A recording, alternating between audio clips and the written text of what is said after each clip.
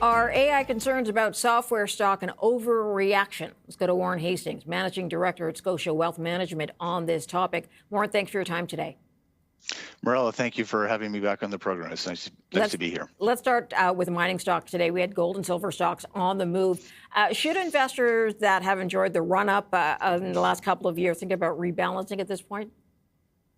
Well, let's talk a little bit about the commodities themselves, which are key drivers of those stocks. And whether we're talking about gold, which has doubled in price, more than doubled in price over the past 2 years, or silver, which has almost quadrupled over the same time period.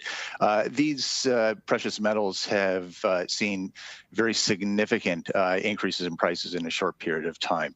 And that portends and potentially means that there are imbalances that exist in investors' portfolios. It's always prudent to reconsider proper portfolio positioning and the size of different asset classes, as well as different securities within portfolios. And if those are out of whack with an investor's long-term objectives and target allocations to different asset classes, securities, or in the case of precious metals, alternative assets, then yes, it's worthwhile rebalancing. But that's all unique and specific to individual investors. Okay, would you put new money into either of them? I think it's worthwhile considering the full suite of options available to investors. So in our work, we consider precious metals part of the alternatives basket of assets. And so that's not limited only to precious metals. That's one part of the alternative space.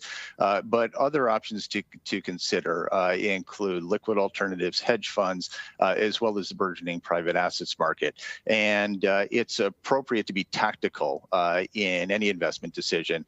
And before an investor makes a call on adding to precious metals exposure at the current time, they've got to consider whether there might be better value in other pockets of the alternative space. And that means considering some of those other sub-asset classes that I just mentioned. Okay, let's get to AI, a big player for the year. Are you continuing to invest in AI? If so, how? Are you moving out of sort of the straight hyperscalers to something else?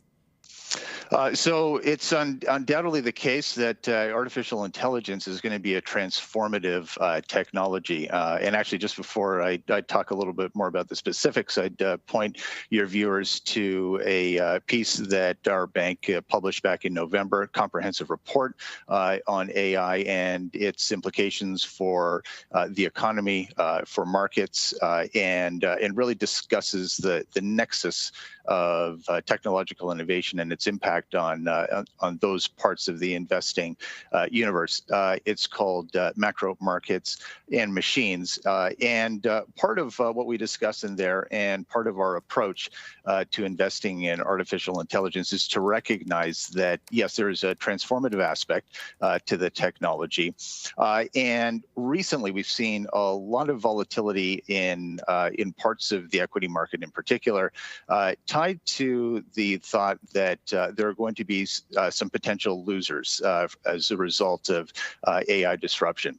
The sell first, ask questions later nature of that reaction seems to have been a bit overdone in our view. And there are many companies, the software sector, business services, legal services, those seem to be the parts of the market most adversely affected by this notion that artificial intelligence could be very disruptive and perhaps displace some of these firms.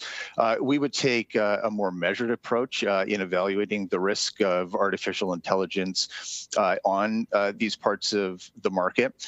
And before making any rash decisions, really ask ourselves and ask investors should ask themselves whether, for example, software firms have mission critical software, whether the switching costs of that software are very high, and really how difficult it would be to replace that with a homegrown solution developed with artificial intelligence tools. So the effects we think were overstated in many cases, and our counsel to investors is to really carefully consider what the competitive risks are to companies and to the stocks that are associated with them before making rash decisions and following along with what the market has done. All right, Warren, I'm going to leave it there. Warren Hastings is the managing director at Scotia Wealth Management. Thanks for your time.